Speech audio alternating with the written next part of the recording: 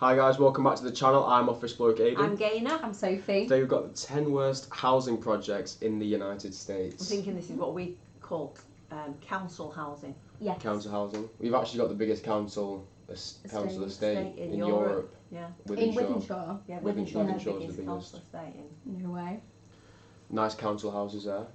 Do you know what? Most people, a majority of the people, have now bought their home and made it. And I think if you look after it, you know, it does make the area look nicer. Yeah. The thing is, it's so expensive to buy now. I remember years ago, you could get one for about £30,000.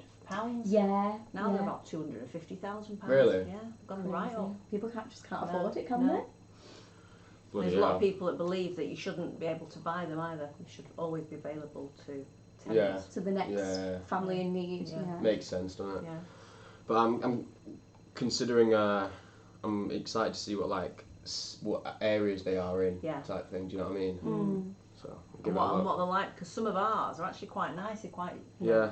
Yeah, they can be. Yeah. Ready? Yes.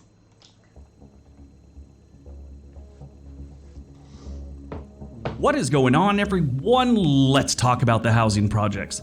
American history and urban lore filled with stories that came out of the projects. Every major city has or still has some form of public housing. During the Great Depression, the United States started looking into housing projects as a solution to the slums and the economic troubles the United States was facing at the time. One misconception was that they were designed and built for minorities and the poor. Not originally. The middle class was getting battered during the Depression, and the government decided to step in. The government-funded housing projects all began with the mission to end slums, provide affordable, safe housing options, and save families from ending up on the streets. It didn't always end up that way. Since the 1970s, some of the worst have been taken down and replaced by better types of public housing. You see, at some point, we realized that huge towers with a whole bunch of people that were struggling was a nightmare. You had 10% of the residents being criminals and 90% were decent families living in fear of that 10%. They became out of control, and the only good thing that really ever came out of them was, great crime movies, great crime TV, great rap and hip hop, normally rapping about great crimes.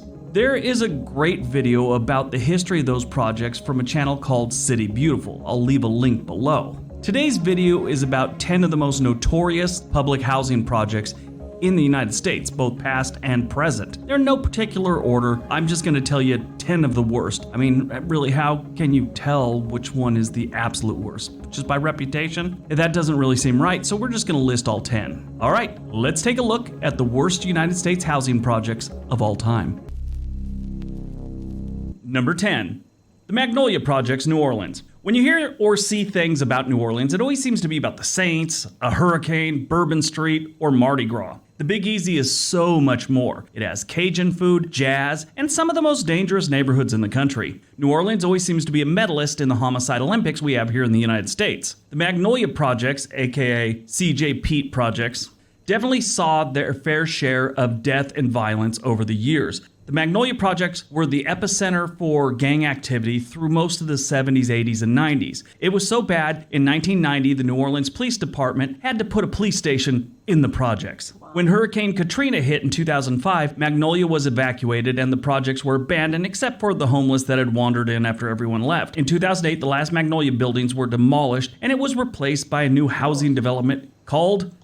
We don't really get housing like that, do we? I mean, they do have the old tower blocks that are still around. It's mainly looking like apartments here, isn't it, really? Yeah, but, but ours is normally housing. It's like houses, you get flats, but then the more houses you either get like sky-rise flats or houses, but you don't really build them anymore. They don't build them anymore now. They're building just one-story houses. Yeah, they do.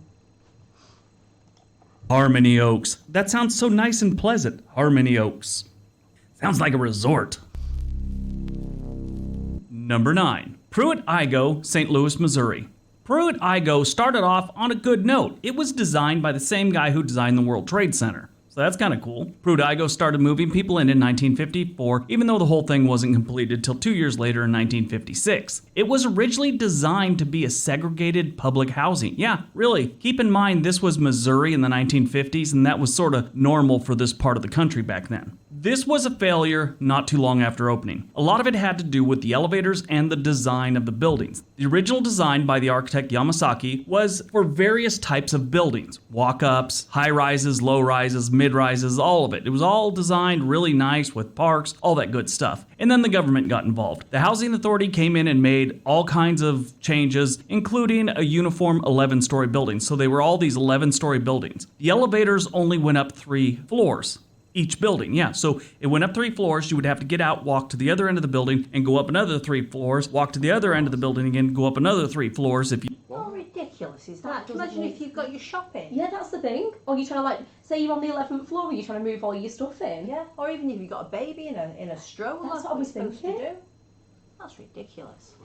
And, like, not You even lived like on you'd like- have to get off the first 3 floors and then walk. It's saying like you'd have to get up the first 3 floors, walk to the end, go up the other 3 floors, walk. So you'd literally be going like that. Zigzag. I've never heard anything like that in my life. No.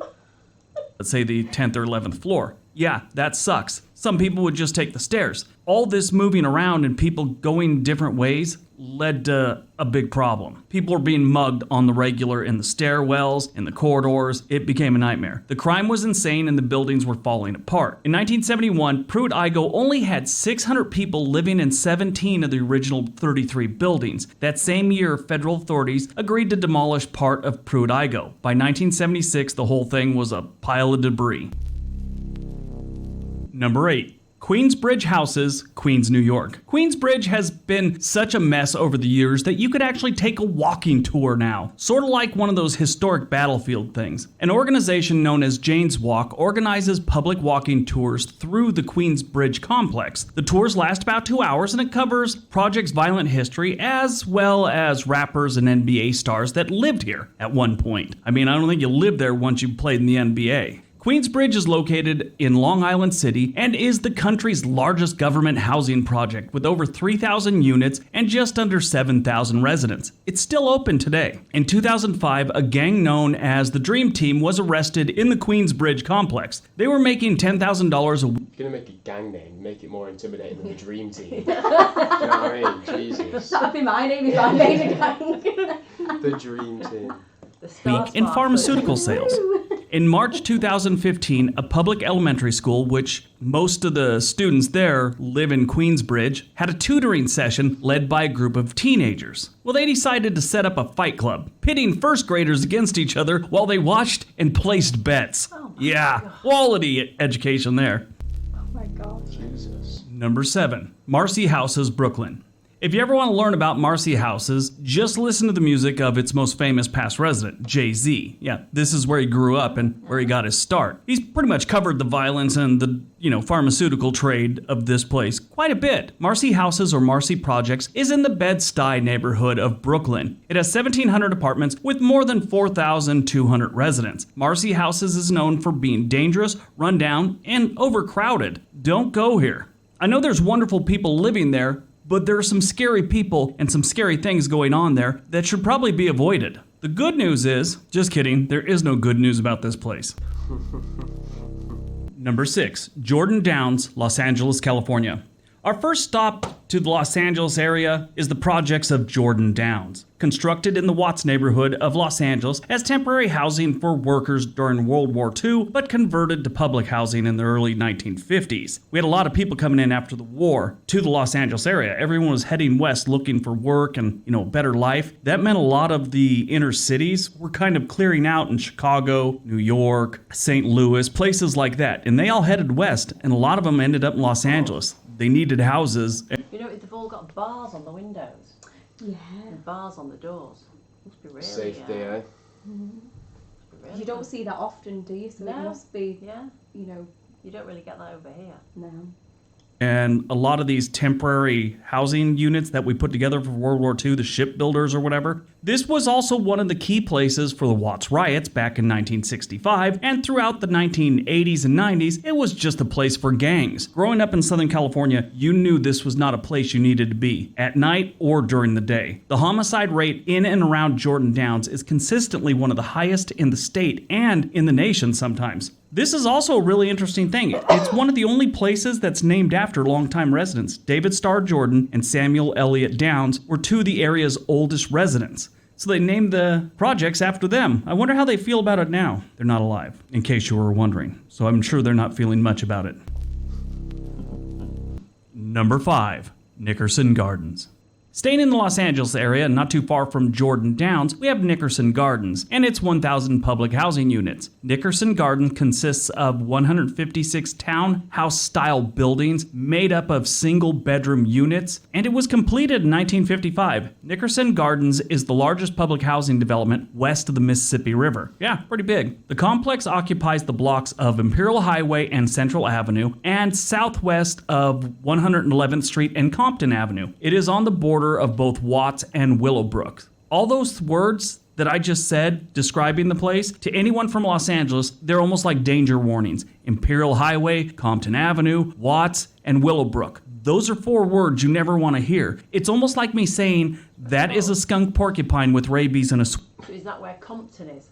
Because I've heard of like the movie Straight Out of Compton. Compton's there, yeah. Yeah, is that the same place? Yeah, it will be. I'm pretty sure Compton's in like Los Angeles. Yeah. Yeah, because I've heard of the film. Never watched it though. Switchblade. You should stay away from both of them. The complex was one of the many locations featured in the action thriller film To Live and Die in Los Angeles.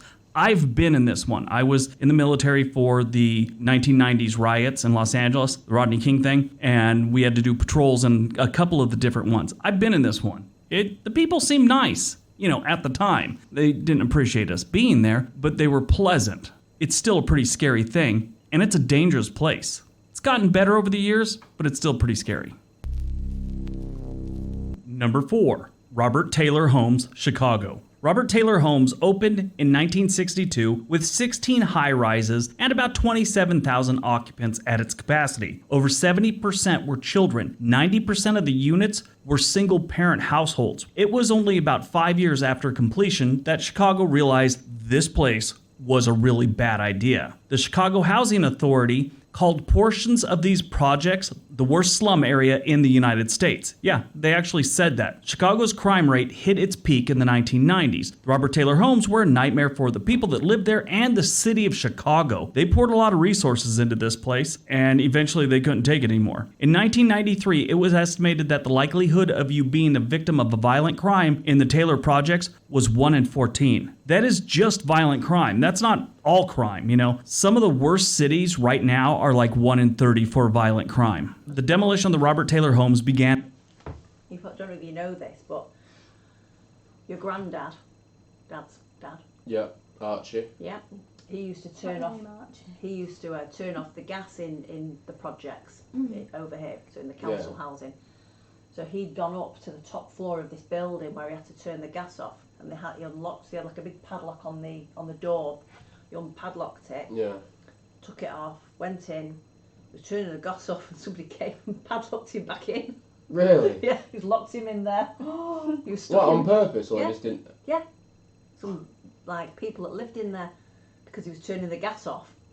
They all got pissed off. Why was he turning the gas off? Because he hadn't paid the bills. So he had to go turn the gas off. So they locked him in there. He was in there for hours. Oh, that would be funny. And in 2002. These days, just grass fields. Number 3, John DeShields Homes, East St. Louis, Illinois. East St. Louis is one of the worst cities in the United States when it comes to violence, and John DeShields projects are the worst in East St. Louis. From 2000 to 2018, there was almost 500 homicides in East St. Louis, and over 1/5 were within 1 block of these projects. The 2 housing projects in this area, John DeShields and John Robinson, have the most shots fired any other place in St. Louis, or East St. Louis. John DeShields Homes had almost double the amount of homicides than any other project in East St. Louis in 2018 and 2019. This place is so dangerous, they put a turnaround on the off-ramp of the freeway. Yeah, wow. If you get off the freeway by mistake and you realize where you're heading, there's a quick turnaround so you can get right back on the freeway. That's crazy. That is crazy, isn't it? And they did that on purpose just so you could be like, oh no. That's telling you it's bad news. Oh, that means it's proper bad, doesn't it? Jesus. Number 2, Techwood Homes, Atlanta. Techwood Homes was the nation's oldest housing project, and it was built to replace a shanty town known as Tanyard Bottom or Tech Flats. It was completed on August 15th, 1936. One past resident said it didn't have to be as bad as it was. Said it was horrible. People were... It's not always what it looks like though, really, is it? No, I know. I mean, the other people living there and stuff. Yeah, but what I don't understand is, you're given the opportunity to have housing, just keep it nice.